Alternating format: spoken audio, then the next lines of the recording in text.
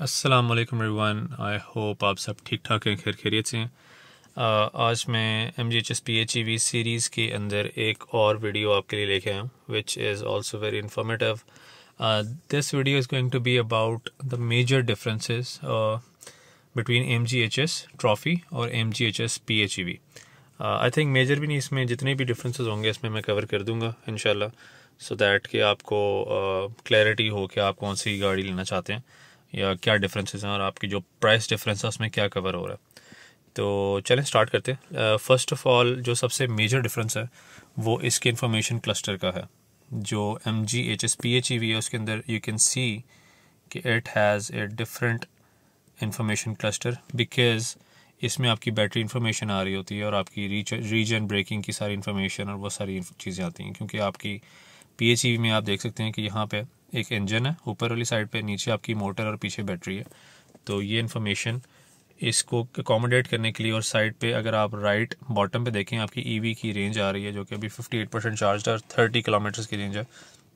तो इस इन्फॉर्मेशन के लिए ये पूरा इन्होंने इसको कस्टमाइज़ किया है पूरा। अब ये end to end I think 12 point something inch का डिजिटल डिस्प्ले है। This is not analogue at all. जो कि अगर आप देखें जो MGHS ट्रॉफ़ी है उसमें दो वेरिएंट्स आते थे पहले आपके, एक आपका आता था डिजिटल मीटर और एक एनालॉग मीटर आता था। लेकिन जो डिजिटल मीटर था उसके अंदर भी जो ये साइड्स हैं ये वाली, यहाँ पे उन्होंने एक वो सूडो डिजिटल टाइप उसको किया था, कंप्लीट डिजिटल वो भी नहीं था उसमें, वो नंबर्स का और वो गेज का एक आता था। ये ऑल दो कम्प्लीटली डिजिटल मीटर है। इसमें इंफॉर्मेशन मैं थोड़ी सी आपको गो थ्रू कर देता हूँ। यहाँ मेरी करंट जर्नी की इन्फॉर्मेशन आ रही है, एक्यूमुलेटेड टोटल आ रहा है। अभी आप देख सकते हैं 1518 किलोमीटर में टोटल गाड़ी चली है और 2.6 लीटर्स पर 100 किलोमीटर विच इज़ 38.5 किलोमीटर्स की एवरेज मुझे मिल रही है। ठीक है, उसके अलावा ये TPMS है इसमें। ये सारी चीज़ें जो TPMS है और जो करंट और ये सारी बैटरी इंफॉर्मेशन है एक्यूमुलेटेड, ये MG ट्रॉफ़ी में भी आती है। लेकिन इसमें जो एडिशनल चीज़ आती है वो ये वाला मोड देखें। इसमें ये आपको जब गाड़ी चला रहे होते हैं तो इट शोज़ यू कि आपकी पावर कहाँ से डिलीवर हो रही है गाड़ी को। बाकी मीटर तो ऑब्वियसली सारा डिफरेंट है, लेकिन इन्फॉर्मेशन की मैं बात कर रहा हूँ कि कौन सी चीज़ें इसमें एडिशनल है। बाकी इसमें एक हाइब्रिड इन्फॉर्मेशन आपको एडिशनल मिल जाती है। बाकी ऐसा कंट्रोल्स के मामले में आई थिंक कोई चीज़ ऐसे डिफरेंट नहीं है। ये ब्राइटनेस और ओवर स्पीड थ्रेशोल्ड है, इसको ओवर स्पीड थ्रेशोल्ड कहते हैं। ये बेसिकली आप सेट कर सकते हैं जितनी भी आपने स्पीड सेट करनी है, तो उसके ऊपर आपकी गाड़ी जैसी जाएगी तो आपको वार्निंग देना शुरू कर देगा। फिर नेक्स्ट सर्विस का आपको आता है कि कब आपकी नेक्स्ट सर्विस ड्यू है। ठीक है, उसके अलावा अगर कोई आपकी वार्निंग होगी, फॉर एग्जांपल अगर मैं दरवाज़ा खोल देता हूँ, ठीक है, तो आपको वार्निंग सारी यहाँ पे आती हैं, वो भी आपको क्लस्टर के अंदर मिल जाती हैं। एक तो ये मेन डिफरेंस है इंफॉर्मेशन क्लस्टर का।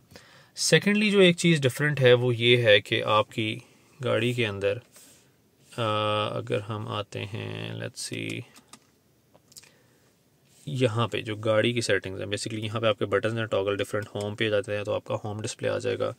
अगर आप गाड़ी की सेटिंग्स में आते हैं ये आ जाएगा। आप यहाँ से भी कर सकते हैं, ये आपका होम है, ये आपकी गाड़ी की सेटिंग्स है। तो यहाँ पे ड्राइवर हैंडलिंग की एक ऑप्शन है विच इज़ एडिशनल, क्योंकि ये बेसिकली एक तो स्टेबिलिटी कंट्रोल है, वो दोनों में आता है। MGHS ट्रॉफ़ी में भी आता है और इसमें भी आता है। लेकिन जो ये बैटरी सेटिंग्स हैं ये इसमें एडिशनल है। ये अभी एक्टिवेट क्यों नहीं हुई हुई? क्योंकि I am in the EV mode. EV mode के अंदर आप बैटरी को इंजन से चार्ज नहीं कर सकते। अगर आपने बैटरी को इंजन से चार्ज करना तो ऑब्वियसली उसके लिए इंजन का चलना ज़रूरी है। EV मोड में इंजन नहीं चल रहा होता, तो उसके लिए as soon as I turn off my EV mode, तो you can see my battery control levels are now active. तो यहाँ से मैं इसको सेटिंग्स चेंज कर सकता हूँ, मीडियम, हाई। अच्छा, और एक बड़ी इंपॉर्टेंट चीज़ और भी है कि जो नई MGHS ट्रॉफ़ी आ रही है उसमें और इसमें ये वाला जो इसकी इंफोटेनमेंट का सॉफ्टवेयर है वो सेम है। तो पहले इसमें काफ़ी लैग आता था, अब ये बिल्कुल लैग फ्री हो चुका है और बहुत ही ज़बरदस्त एक्सपीरियंस है इसका ओवरऑल। तो एक तो ये सेटिंग का डिफरेंस है, बाकी आई थिंक सारी सेटिंग सेम है। कोई ऐसी चीज़ नहीं है जो कि ट्रॉफ़ी में ना हो और इसमें एडिशनल हो, apart from the battery settings. तीसरी चीज़ जो इसमें डिफरेंट है in the PHEV versus HS trophy की, इसमें पैडल शिफ्टर्स नहीं है। MGHS ट्रॉफ़ी के अंदर पैडल शिफ्टर्स आते हैं। ऑब्वियसली वो DC ट्रांसमिशन है। ये एक और डिफरेंस है कि वो DC transmission 6 speed, this is 10 speed automatic. तो आई थिंक हाइब्रिड और उसको इलेक्ट्रिक को एडजस्ट करने के लिए मे बी उन्होंने निकाले हों। लेकिन आई वाज सीइंग कि इंटरनेशनल वेरिएंट्स के अंदर पेडल शिफ्टर भी हैं PHEV के अंदर, जो कि आपकी रीजन ब्रेकिंग को कंट्रोल करते हैं कि आप कितनी ज़्यादा रीजन ब्रेकिंग चाह रहे हैं। 3 सेटिंग्स उसमें आती हैं, ऑल्दो जो यहाँ पे वेरिएंट आ रहा है उसमें नहीं है। ये अगर होता तो बेहतर था, otherwise this is one difference. PHEV में पेडल शिफ्टर नहीं आते, MGHS ट्रॉफी में आते हैं। इसके साथ जो डिफरेंस मैंने आपको बताया इसकी ट्रांसमिशन का, 10 स्पीड ऑटोमेटिक ट्रांसमिशन आती है MGHS PHEV के अंदर, वेयर एज MGHS ट्रॉफी में आती है DCT 6 स्पीड। तो ऑब्वियसली इसकी transmission is very smooth, very improved from the regular trophy. इसमें बिल्कुल भी कोई लैग नहीं है। अच्छा, कुछ चीज़ें ऐसी मैं नोटिस कर रहा था कि हाइब्रिड के अंदर ना आपको शिफ्टिंग फील होती है। जब आप कोई आम हाइब्रिड चला रहे होते हैं, एक्वा चलाएंगे, क्रॉस चलाएंगे, कोई भी इस तरह की हाइब्रिड चलाएंगे, तो जब वो बैटरी और इंजन पे शिफ्ट करती है गाड़ी, हाइब्रिड मोड के अंदर एडजस्ट करती है अपने आप को ट्रांसमिशन के दौरान, तो you feel a kind of transition in that state. लेकिन इसके अंदर 10 स्पीड है तो इसमें बिल्कुल भी आपको कहीं पे फील नहीं होता कि ये शिफ्ट कर रही है between engine and battery. So that's one more thing जो कि डिफरेंट है। उसके अलावा एक चीज़ हम और देखते हैं, क्योंकि उसके लिए हमें बाहर निकलना पड़ेगा ऑब्वियसली, क्योंकि ये प्लग इन हाइब्रिड है। इस साइड पे आपको चार्जिंग पोर्ट मिल जाती है, ठीक है। This charging port is not available in trophy because वो चार्ज नहीं होती। सेकेंडली, एक और जो इम्पॉर्टेंट चीज़ है वो है कि इसके अंदर आपको स्पेयर व्हील नहीं मिलता। MGHS ट्रॉफी में आपको स्पेयर व्हील मिलता है, इसके अंदर स्पेयर व्हील नहीं मिलता, लेकिन टायर रिपेयर किट गिवन है। ये देख सकते हैं आप, इन्होंने टायर रिपेयर किट आपको दी हुई है। क्यों नहीं आता स्पेयर व्हील?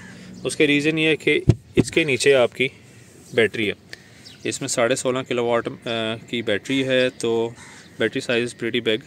आम हाइब्रिड्स के अंदर आपको स्पेयर व्हील मिल जाता है क्योंकि उसकी बैटरी साइज़ बड़ा छोटा होता है, लेकिन उसके अलावा इसकी लगेज स्पेस इज़ डिसेंट, बहुत ज़्यादा नहीं है लेकिन ठीक है। आई थिंक HS ट्रॉफी की और इसकी लगेज स्पेस सेम है, बस इसमें स्पेयर व्हील जो है वो आपको नहीं मिलता। एक तो ये डिफरेंट है। बाकी मैं नई ट्रॉफी से कंपेयर करूं अगर, तो ऑब्वियसली जो बॉडी शेप है वो सारी सेम है, इसमें एक लोगो एक्स्ट्रा आ जाता है आपका PHEV का। बाकी जो उन्होंने लाइट्स इम्प्रूव की थी, ये पीछे डिफ्यूज़र इम्प्रूव किया था, फ्रंट लाइट्स चेंज की थी, तो ये सारी की सारी चीज़ें सेम हैं, कोई डिफरेंस नहीं है। फ्रंट लाइट्स की भी अगर हम बात करें तो ये सारी की सारी जो नई ट्रॉफी है उसमें भी यही चीज़ें आती हैं।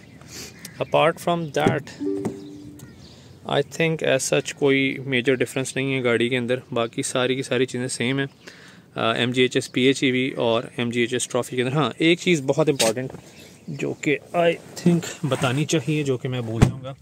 अक्सर लोग बात करते हैं कि हमें 2 मिलियन लगा के ऊपर PHEV क्यों लें अगर हमें पेट्रोल की इतनी कोई उस तरह से सेविंग नहीं हो रही। तो ये बड़ी कन्फ्यूजन है।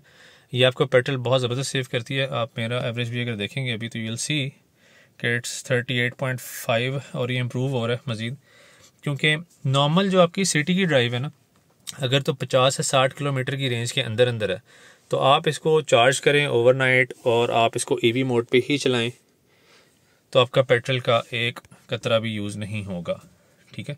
तो एक तो ये चीज़ है, तो सेविंग्स तो आपको ऑब्वियसली बहुत बेहतर देगी अगर आपकी सिटी की ड्राइव 50-60 किलोमीटर ही है डेली। अगर आपकी ड्राइव ज़्यादा है उससे, फॉर एग्जांपल 100 किलोमीटर्स के अराउंड है, तब भी आपको एक हाइब्रिड की कंपेटिटिव एवरेज देगी।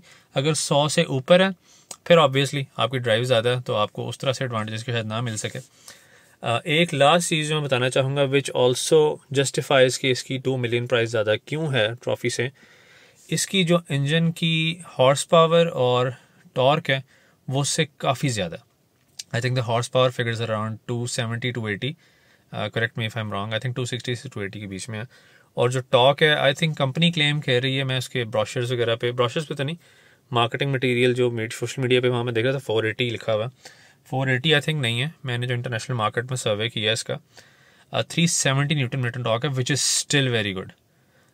370 newton metre is still at par with I think Sonata N Line जो अभी आई है उसका 400 के आसपास है।